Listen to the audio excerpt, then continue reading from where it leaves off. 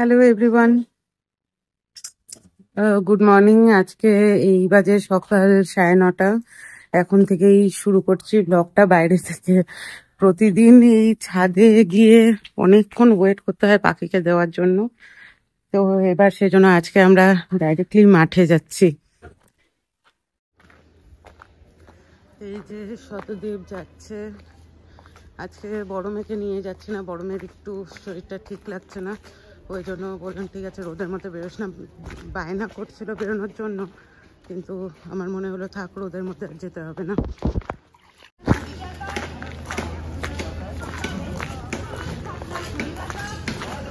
বাইরে যা রোদ আর যা গরম, সবারই শরীর অস্থির হয়ে যাচ্ছে। আর ও তো একদমই বাচ্চা, ওর হওয়াটাই স্বাভাবিক। তার মধ্যে খাওয়া দাওয়া তো একদম ঠিকঠাক করছে না। ও আমাদের মতন যেগুলো খাচ্ছে, ওর কাছে এটা একটা নতুন এক্সপিরিয়েন্স, তো সেটাই করতে চাইছে।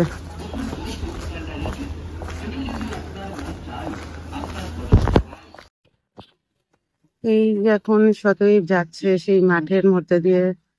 এখানে রোজই এই গরুটা থাকে, জানি না এর মধ্যেই মানে প্রাণটা লুকিয়ে আছে কিনা। কারণ আমরা যখনই দেখি তখনই মানে এখানেই থাকে। আর সব থেকে বড় কথা, শতদীপ তো মানে খাবার দেয়, একদম হাতে করে খাইয়ে নিয়ে আসে। যখন শতদীপ ফিরে আসে তখন মানে একদম এক দৃষ্টে তাকিয়ে থাকে শতদীপের দিকে। আমি জানি না, লাস্টের দিকে তো শতদীপকে খুব দেখতে চাইছিল, কিন্তু আমরা তো কোনোভাবেই জানতে পারিনি সে এতটা অসুস্থ ছিল। তো মেবি হয়তো সেটাই তার মনের মধ্যে কোথাও রয়ে গেছে। তো সেজন্য শতদীপ যখন দিচ্ছে, তারপরে ও যখন ফিরে আসছে, সেই একটা মানে কিরকম ভাবে কিরকম একটা চোখে তাকিয়ে থাকে।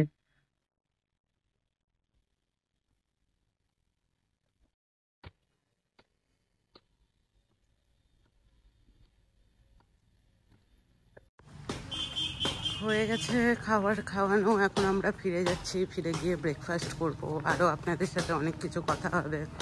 কালকের ভিডিওটা তো নিশ্চয়ই সবাই দেখেছেন, তো কিছু নিশ্চয়ই ধারণা হয়েছে, আরও কিছু বলবো আজকে, তো সঙ্গে থাকুন।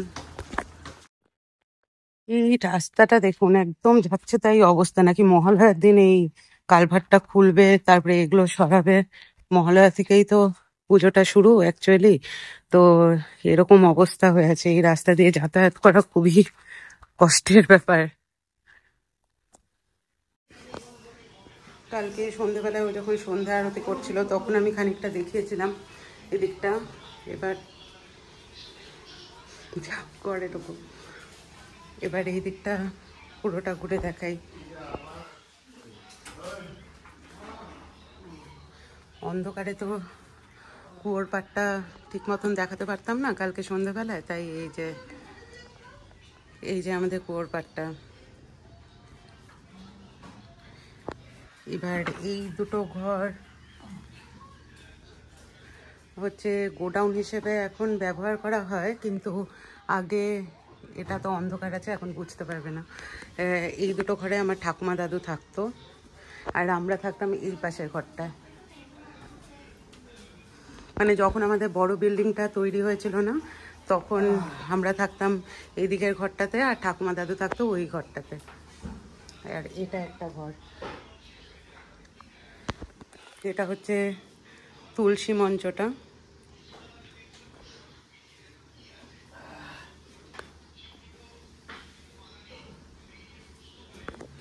আর এই রান্নাঘর তো আমি কালকেও দেখিয়েছিলাম একবার ভিডিওতে, সন্ধ্যেবেলায় যখন ও সন্ধ্যা আরতি করতে আসে।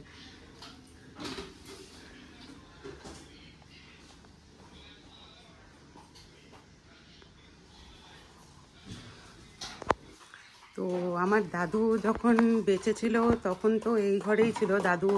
মানে আমাদের বিল্ডিং, এখন আমরা যেখানে থাকি সেটা হওয়ার আগেই মারা গেছিলো, কিন্তু ঠাকুমা তো 2014 সালে মারা যায়। ঠাকুমা বড় বিল্ডিংয়ে অনেক দিন ছিল।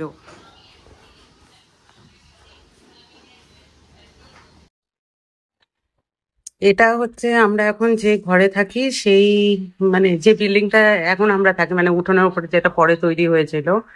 আমার প্রায় 5-6 বছর বয়স যখন, তখন এই বিল্ডিংটা তৈরি হয়। আমার বোন কোনোদিনও ওই টিনের ঘরে থাকেনি, কিন্তু আমি থেকেছি 5-6 বছর অবধি।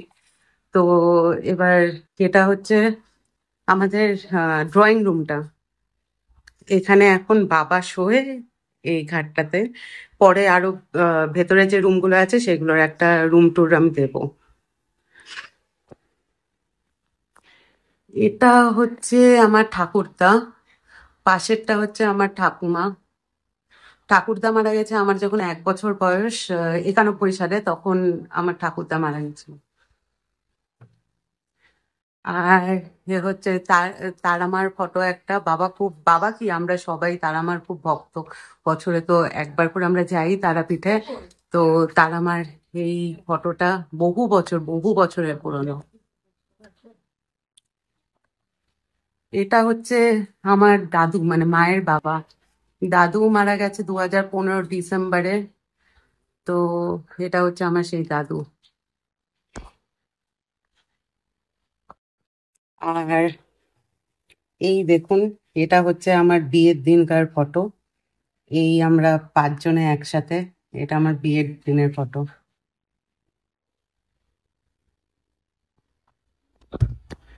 আরে এগুলো সব যা পুতুল দেখতে পাচ্ছেন এখানে, 3টে। এগুলো হচ্ছে, না 3টে না, এই দুটো পুতুল হচ্ছে আমার বোনের ছোটবেলাকার পুতুল একদম। এখন মাম্মা মেশে এগুলো দিয়ে খেলে। আর এই পুতুলটা আমার এক খুব ভালো ফ্রেন্ড, মানে খুব ক্লোজ ফ্রেন্ডের ছোটবেলাকার পুতুল। মানে ওর যখন 1 বছর 1.5 বছর সেই টাইমকার পুতুল, মাম্মা ওদের বাড়িতে গিয়ে ওকে নিয়ে এসছে সাথে করে। এগুলো সব আমার বোনের ছোটবেলাকার বোতল। মা খুব যত্ন করে গুছিয়ে প্রতি বছর ভালো করে পরিষ্কার করে ধুয়ে ধুয়ে রেখেছে, দেখে এত ভালো আছে যে আমার 2 মেয়েও এখন এগুলো দিয়ে খেলতে পারছে। এটা হচ্ছে আমার বাবা মার বিয়ের পরপরেরই ফটো একদম। মানে বিয়ের একদমই পরপর, মনে হয় অষ্টমঙ্গলায় যখন গিট করতে যায় সেই টাইমকার ফটো। আর এটা হচ্ছে আমার আর আমার বোনের একদম ছোটবেলাকার ফটো। আমার তখন হয়তো 8-9 বছর বয়স ছিল, আর বোনের ওই 2-3 বছর এরকম হবে। না, 8 9 না, বেশি, কারণ বোনের সাথে আমার 8 বছরের ডিফারেন্স। তো আমি আর একটু বড় হব, বোনের 2-3 বছর বয়স হবে। আর এটা হচ্ছে বাবা যখন রিটায়ার করে তখন বাবাকে অফিস থেকে দিয়েছিল রিটায়ারমেন্টের সময় একটা মানপত্র। সেটাই হচ্ছে এটা। বাবা রিটায়ার করে 2018-তে। এই হচ্ছে সেই মানপত্রটা। গরমে খুব বিধ্বস্ত অবস্থা। শুরু করছি ভিডিওটা আজকে বাবার ঘর থেকে, কারণ ওই ঘরে এসিটা ঠিক মতন কুলিং হচ্ছে না দেখে এসির লোক ডেকে পাঠিয়েছিল, এসিটা ঠিক করতে এসছে। তো আমরা তো মাঠে থেকে ফিরে এসেছি, এবার ব্রেকফাস্ট করব। ব্রেকফাস্ট করে তারপরে তো আজকে থেকে শতদীপের ওই হবিষ্যি শুরু হবে। হবিষ্যি মানে ওই ওকে ওর রান্নাটা নিজে করে খেতে হবে, আমি আমারটা আলাদা করবো। তো সেটা ও করবে। তো সেটা করবে উপরের ঘরে। ও যখন উপরের ঘরে যাবে আমি তখন না হয় উপরের ঘরে খানিকটা আপনাদেরকে দেখাবো। উপরের ঘরে দেখানোর মতন মানে বেশ কিছু জিনিস আছে যেগুলো দেখে অবশ্যই আপনাদেরও ভালো লাগবে আশা করি, কারণ আমি আর আমার বোন ড্রয়িং তো অনেক ছোটবেলা থেকে শিখেছি, আর আমরা খুব ভালো ড্রয়িংও করতাম। তো সেই জিনিসগুলো আপনাদের না হয় একে একে দেখাবো। এবার আহ এই আর কি। চলুন ব্রেকফাস্টটা করে আসি, তারপরে কথা হবে। হ্যাঁ, ফিরে এলাম ব্রেকফাস্টের পরে। এবার হচ্ছে যেটা বলার ছিল, কালকে বা গত পরশুদিন আপনারা তো ভিডিও পেয়েছেন, ঝামেলা গন্ডগোল পারিবারিক সমস্যা এগুলো তো শুনেছেন। অনেকের মনে হতে পারে যে এমন কি সমস্যা তৈরি হয়েছে যে বিগত কয়েক বছর ধরে, যার জন্য। তো সেটাই বলবো, আমার তো বিয়ে হয়েছে 2016 সালে। তো 2016 সাল থেকে তো প্রচুর সমস্যাই হয়েছে, তাহলে 20 সাল থেকে কেন একদমই সমস্যাটা এমন কোন পর্যায়ে পৌঁছলো যার জন্য আমার যাতায়াত বন্ধ হয়ে গেল। যারা এখানকার স্থানীয় লোকজন তারা নিশ্চয়ই জানেন যে আমরা কিন্তু ওই বাড়িতে গিয়ে উঠতাম বা যেতাম। এমন না যে আমাদের সাথে আমার বিয়ের পর থেকেই বা বিয়ে হওয়ার পরেই আমি এতটাই খারাপ যে আমি সব সম্পর্ক শেষ করে আমি শুধু শতৈক্যে নিয়ে আলাদা থেকেছি, সেটা নয়। 2020 এমনকি প্রেগনেন্সি টাইমটাতেও যখন আমি কলকাতা থেকে এখানে এলাম, কলকাতায় তো আমার প্রেগনেন্সিটা স্টার্ট হয়। তো যখন ওখান থেকে এখানে এলাম, তো আমি কিন্তু ওই বাড়িতেই ছিলাম। তারপরে আমার ডেলিভারি হওয়ার 2 দিন আগে আমি এই বাড়িতে এসেছি। হ্যাঁ, মাঝে মধ্যে এসে আমি থাকতাম, 1 দিন 2 দিন করে থাকতাম, কিন্তু ওই বাড়িতেই ছিলাম। প্রেগনেন্সির পর থেকেই অ্যাকচুয়াল ঝামেলা, ডেলিভারি হওয়ার পর থেকে অ্যাকচুয়াল ঝামেলাটা শুরু হয়। হ্যাঁ, যেটা বলছিলাম, ডেলিভারির পর থেকেই অ্যাকচুয়াল ঝামেলাটা শুরু হয়। দেখুন, এগুলো পারিবারিক জিনিস, সোশ্যাল মিডিয়াতে না আনলেই ভালো হতো, কিন্তু আমরা আনতেও চাইনি কোনোভাবেই। মানে শতদীপ তো আনতেই চাইনি, আমিও আনতে চাইনি, কিন্তু লাস্টের দিন যে ঘটনাটা হয়েছে, বারংবার বলছি, লাস্টের দিন যে ঘটনাটা হয়েছে, সেজন্য মনে হলো যে এই জিনিসগুলো নিয়ে তো অনেকের মনে অনেক কোয়েশ্চেন, আর আমাদের সম্বন্ধে তো অনেক কিছু খারাপ কথা অনেকের কান থেকেই, মানে অনেকের মুখ থেকেই শুনেছি। তো এখন আর চুপ করে থাকার সময় নেই। তো এবার ব্যাপারটা হচ্ছে, ডেলিভারির পরে যখন আমি এই বাড়িতে আসি, আসার পরেও মানে যদি কেউ দেখতে আসে বহুবার করে, সেটা ওর মাই। ওর বাবা দু একবার এসছে, কারণ শীতকালটা ওর বাবার খুবই খারাপ যায়, নিউমোনিয়ার পেশেন্ট তো। তো শীতকাল হলে পরেই, আর জলপাইগুড়িতে শীতটাও ম্যাক্সিমাম পড়ে, তো তখন এই শ্বাসকষ্ট শুরু হয়ে যায়। তো আর আমার বড় মেয়েও জানুয়ারি মাসে হয়েছে দেখে ওর বাবা দু একবার আসছে, কিন্তু দেখতে যদি এসে থাকে বেশি করে কেউ, সেটা হচ্ছে ওর মাই আসতো। উম তো আমি এটাই বলবো। তারপরে যখন আমরা, মানে 4 মাস হয়ে যাওয়ার পরে, আমার মেয়ে 4 মাস এখানে থাকার পরে আমার বাপের বাড়িতে, তারপরে যখন আমি ওই বাড়িতে ফিরে যাই, মাঝে লকডাউন পড়ে যায়। ফিরে যাওয়ার পরে তখন মানে এমন একটা পরিস্থিতি ওই বাড়িতে তৈরি হয়, যেখানে মনে হতো আমরা এতটাই বাইরের লোক, মানে আমার কোনো রকম কি ইউজ ওখানে, রান্নাঘরে কি ব্যবহার করব না করব, বা কখন কোনটা করতে হবে না করতে হবে, মানে আমার কোনো কিছুতেই অধিকার নেই। কিন্তু আমিও তো ওই বাড়ির একটা বউ, আমার তো মানে আমি বাচ্চা নিয়ে গেছি, বাচ্চার তো অনেক রকম অনেক কিছু জিনিস থাকে, কিন্তু সেটাও সবসময় একটা পারমিশন, বা সবসময় অন্য কারো কাছে জিজ্ঞেস করে করা, এরকম জিনিসগুলো ছিল। তার থেকেও বড় ব্যাপার একটা ছিল, মানে আমি যেদিন ওই বাড়িতে ঢুকেছি, সেই বাড়িতে ঢোকার 2 দিন উম, পরের দিন থেকেই আহ, পরের দিন থেকেই খুচখাচ খুচখাচ, মানে ঝামেলাটা যাতে লাগে এরকম তৈরি করা হচ্ছিল, ইন্টেনশনালি তৈরি করা হচ্ছিল। তারপরে ঝামেলাটা এমন জায়গায় গিয়ে পৌঁছয়, সেটাকে আমাকে মানে আমাকে 4 দিনের মাথায় ওই বাড়ির থেকে আমাকে বেরিয়ে আসতে হয়। 4 দিনের মাথায় ওই বাড়ি থেকে যখন বেরিয়ে আসি, একমাত্র আটকে ছিল তো ওর মা, খুব আটকে ছিল। আরো বাদ বাকি যারা সে টাইমে মানে দেখাবার জন্য আটকে ছিল, কিন্তু বেরিয়ে আসার পরে যদি কেউ ফোন করে থাকে, সেটা ওর মাই ফোন করেছিল ওই বাড়িতে আবার ফিরে যাওয়ার জন্য। আর বাকি মানে কেউ একবারের জন্য প্রয়োজন মনে করেনি ফোন করে জিজ্ঞেস করা। আর আরেকটা কথা এখানে মেনশন করব, এখনো তো আমাদের সমাজটা পুরুষতান্ত্রিক সমাজ। আমার খুব অপরাধ ছিল, আমি মেয়ে জন্ম দিয়েছি। মেন সমস্যাটা শুরু হয়েছে ওই জায়গার থেকেই, নার্সিং হোমের দাঁড়িয়ে থেকেই কারো কারো এত উচ্ছ্বাস হয়েছিল আমি সাকসেস বলে, যে নাকি আমি মেয়ে জন্ম দিয়েছি। আমি তো ছেলে জন্ম দিতে পারিনি, এমনকি আমার ভাগ্যটা এরকমই যে আমার আরেকটা ইয়ে হয়েছে, তো আরেকটাও মেয়ে জন্ম হয়েছে। তো আমি তো একটা মা, বাচ্চার অপমান বা অসম্মান আমারও সহ্য করতে খুব কষ্ট হয়।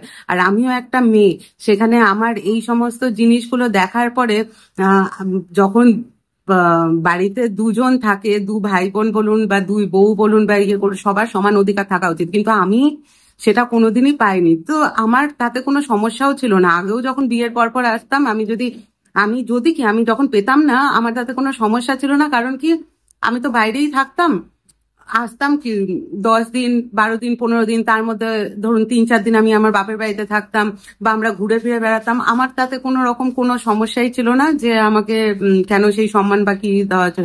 কিন্তু যখন আমার মেয়ে হলো, মেয়ে হওয়ার পরে যখন এই জিনিসগুলো মানে সুর, আমাকে তো মেয়েকে নিয়ে ওই বাড়িতে থাকতে লাগবে, তার তো জিনিসগুলো সেখানে যখন আমার কোনো অধিকার নেই, বা রান্না করে কখন কি করবো সেই জায়গাটা আমাকে পারমিশন নিয়ে নিয়ে সবসময় করতে হচ্ছে, সেই জায়গাটার থেকে তো সবসময় সম্ভব না। এই নিয়ে কুচকাচ কুচকাচ করে একটা ঝামেলা সৃষ্টি করা, মানে তৈরি করার ইন্টেনশনালি তৈরি করা হলো।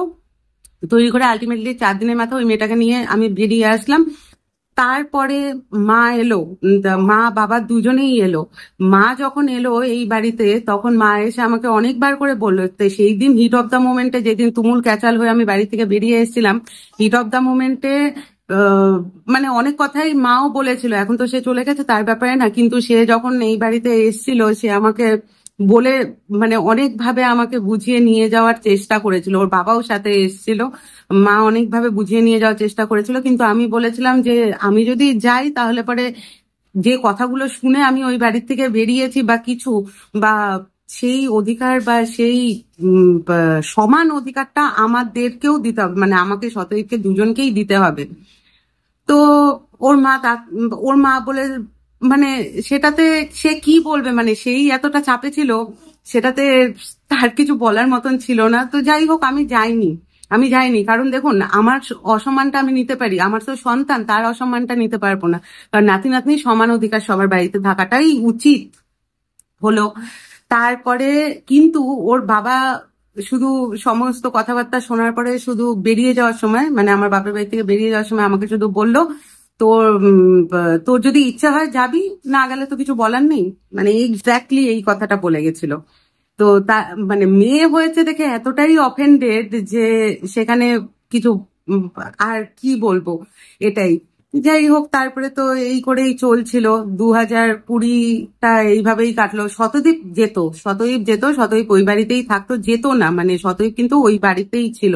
আমি আমার মেয়ে নিয়ে বাবার বাড়িতে ছিলাম, শতদীপকে আমিও বলেছিলাম, ইভেন শতদীপ নিজের ইয়েতেও, যে তোমার তো বাড়ি, আমরা তো না হয়, আমার মেয়ে হয়েছে, আমি অপরাধী, আমি না হয় বেরিয়ে গেছি, তোমার বাড়ি তুমি কেন থাকবে না।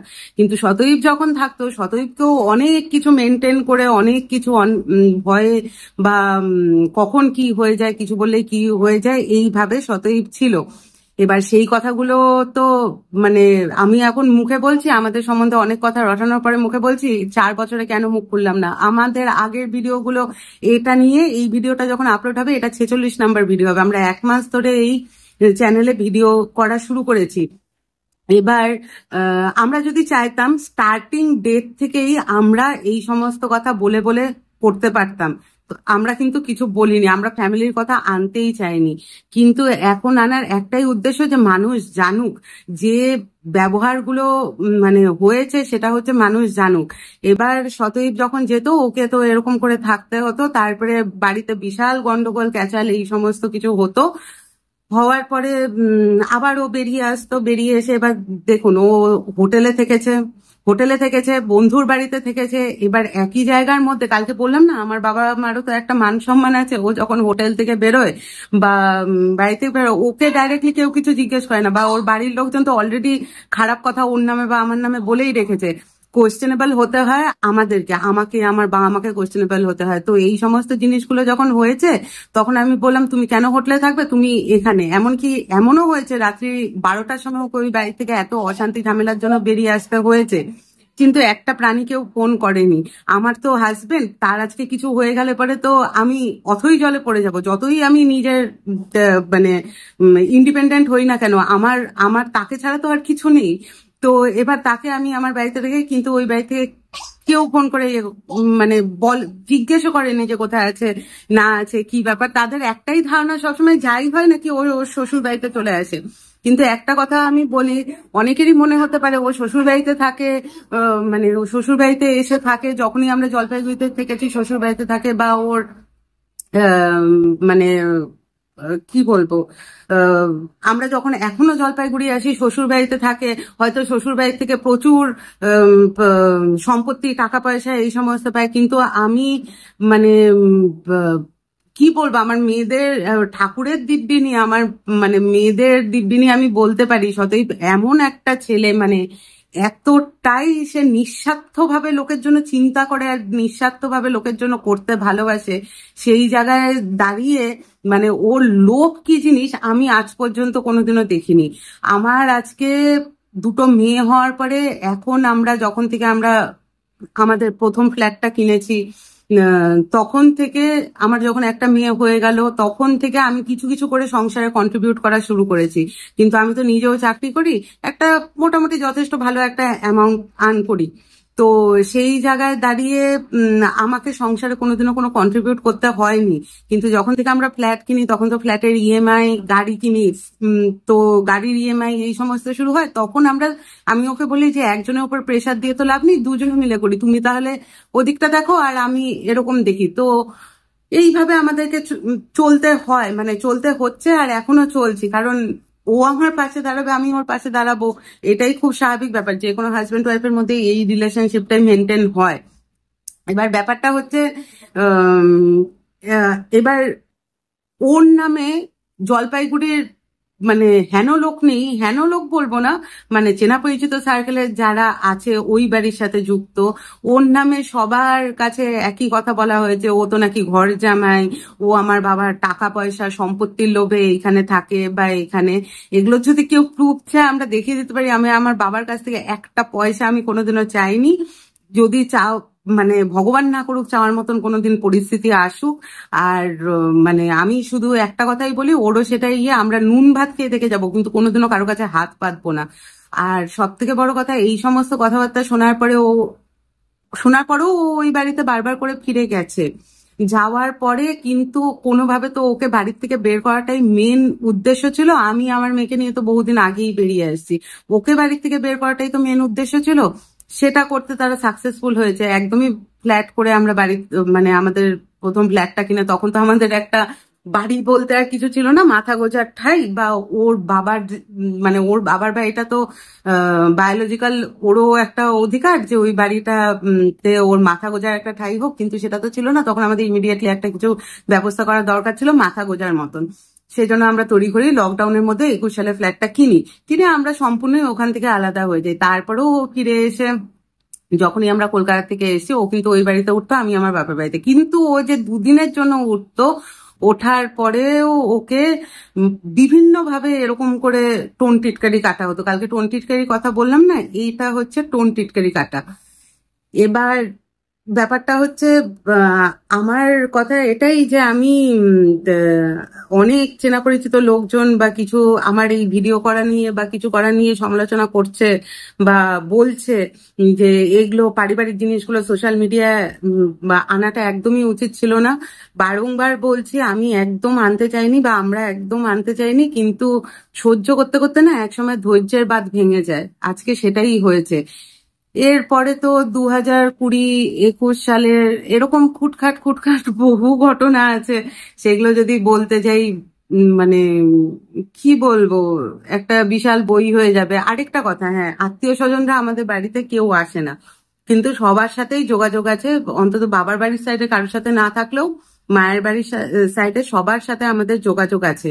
আমাদের যখন নতুন বাড়ি আমরা যেটা কিনেছি, সেটা যখন গৃহপ্রবেশ হয়, সেই টাইমে আমাদের গৃহপ্রবেশের সময় তখন সবাই জানে যে আমরা ওর বাড়িতে, কাউকে আমরা বলিনি আমি নাকি আমার বাপের বাড়ির লোকজন নিয়ে গিয়ে গৃহপ্রবেশ করেছি। কিন্তু ভগবান যদি ওপরে থাকে, ভগবান একদিন বিচার করবে। গিয়ে শতদ্বীপ সবাইকে বলেছে, এমনকি ওর বাবা মাকে বলেছে যে আমি এখানে থাকছি, শ্রাবণী তো চলেই গেছে কলকাতায়, আমি এখানে থাকছি, আমি তোমাদেরকে ফ্লাইটে করে নিয়ে যাব, তোমাদেরকে তোমরা অন্তত পুজোটা অ্যাটেন্ড করো। কিন্তু তারা কেউ গেল না। এমনকি সবার কানে এটাই খবর গেল যে আমরা তাদেরকে নেমন্তন্নই করিনি। হলো এই কারণের জন্য কোনো আত্মীয় স্বজন আমাদের প্রথম বাড়িটায় গৃহপ্রবেশে অ্যাটেন্ড করলো না। তারপরে গেল হচ্ছে আমার মেয়ের, হ্যাঁ, যখন আমরা বাড়ির থেকে বেরিয়ে গেছিলাম, ওই বাড়ির থেকে সেই বেরোনোর প্রায় 20-25 দিন পরেই একটা ডেট দেখা ছিল ওর জন্মের পরেই, সেই ডেটে ওর মুখে ভাত দেওয়া হবে। তার মধ্যে তো লকডাউন পড়ে গেল, লোকজন নেমন্তন্ন করে মুখে ভাত দেওয়ার মতন পরিস্থিতি ছিল না, কিন্তু নিজের বাড়ির লোকরা, মানে আমাদের বাড়ি ওদের বাড়ি মিলে একটা মুখে ভাতের মতন ছোট করেই একটা অনুষ্ঠান করা হবে সেরকম ঠিক ছিল। সেই মুখে ভাতটা তো হলো না এই অশান্তি ঝামেলার জন্য। তখন পরে আমরা ঠিক করলাম, ঠিক আছে, ওকে জন্মদিনটা, 1 বছরের জন্মদিনটা আমরা বড় করে করব। 1 বছরের জন্মদিনটা তো সবাইকে নেমন্তন্ন করা হলো বাড়িতে গিয়ে। আমি যাইনি, শতদীপেরও তো মেয়ে, শতদীপেরই অধিকার ওর উপরে। শতদীপ গিয়ে সবাইকে নেমন্তন্ন করলো ওখানে, কিন্তু তারপরেও কেউ ওখানে অ্যাটেন্ড করলো না, এমনকি না কোনো আত্মীয় স্বজনকে অ্যাটেন্ড করতে দেওয়া হলো। আর আত্মীয় স্বজনরা কেনই বা অ্যাটেন্ড করবে, তাদেরও একটাই কথা যে ঘোড়া ডিঙিয়ে গাছ কেলে পড়ে। স্বাভাবিকভাবে ওদের সাথে ওদের সম্পর্ক খারাপ হবে, শুধু যদি আমাদেরটাতে আসে তো সম্পর্কটা ওদের সাথে খারাপ হবে। তো যাই হোক, অ্যাটেন্ড করলো না। তারপরে আমরা নিজেদেরকে ওরকম করে গুটিয়ে নিয়েছিলাম, ঠিক আছে, অ্যাটেন্ড করছে না যখন, আমাদের এই করে বারবার মানে নিজেরা অপমান হচ্ছি। এরকম করে ঠিক আছে, আমরা যা অনুষ্ঠান হবে, যা কিছু হবে আমরা নিজেদের মতন করেই পালন করে নেব। তারপরে আহ আরো কিছু কথা আছে, সেগুলো না হয় আস্তে আস্তে বলবো ডে বাই ডে। কারণ এই কথাগুলো জানানোর একটাই কারণ, পাড়া প্রতিবেশী যারা আছে সবাই জানুক, যাদের কাছে শতইকে বলা হয় সবসময় ঘর জামাই ঘর জামাই, বা শতই টাকা পয়সা সম্পত্তির লোভে। আমার বাবা, আমারও তো একটা বোন আছে, তারও একদিন বিয়ে হবে। আমার বাবা আমার টাকা পয়সা সম্পত্তি, আমার বাবা এমন কিছু তো মানে বিশাল বড় কোটিপতি না যে শতই তার জন্য একদম হয়ে থাকবে। আমাদের দু বোন আমরা, বাবা মা যেটা চাইবে সেটা, বাবা মা যেটা চাইবে কি, বাবা মা অবভিয়াসলি সেটা সমান ভাগে ভাগ করবে, আর সেটাই হওয়াটা উচিত। কারণ আমরা তো উম, নিজেদেরটা নিজেরা গুছিয়ে নিয়েছি, কিন্তু বাবা মা যেটা ভাগ করে দেবে সেটা দু বোনকে সমানই ভাগ করে দেবে, এটাই হওয়া উচিত। শতদীপের ক্ষেত্রে সেটা হয়নি, কিন্তু আমি জানি যে আমার আমার বাবা মা অন্তত সেটাই হয়তো করবে। এবার এইভাবেই চলছে। আরো কিছু কথা বলবো, কিন্তু আস্তে আস্তে বলবো। এই যে শতদীপ তো আজকে নিজেরটা নিজে রান্না করে খাবে, কারণ আজকে থেকে হবিষ্যি শুরু হচ্ছে। একদম 13 দিন অব্দি ওকে করে খেতে হবে। তো তাই এই ওপরের ঘরে এসছি, ও এখানেই এই যে সব মা রেডি করে রেখেছিল আগে থেকে ইন্ডাকশনের ওপরে। এটা তোলো একটু, চাল আলু এগুলো দেওয়া আছে, ও এগুলো দিয়ে খাবে। কিছু কিন্তু ফেলা যাবে না, পুরোটাই খেতে হবে। এই দরজাটা, সামনের দরজা আটকে যাচ্ছি, আর এটা ঘি। হ্যাঁ, ঘি। এরকম কেন জানি না।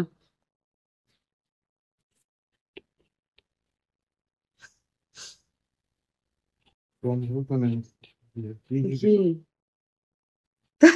কি কি দিল কি? ঘি এটা। ঠিক আছে। হ্যাঁ, এই দরজা বন্ধ করতে, আমি সামনের দরজা বন্ধ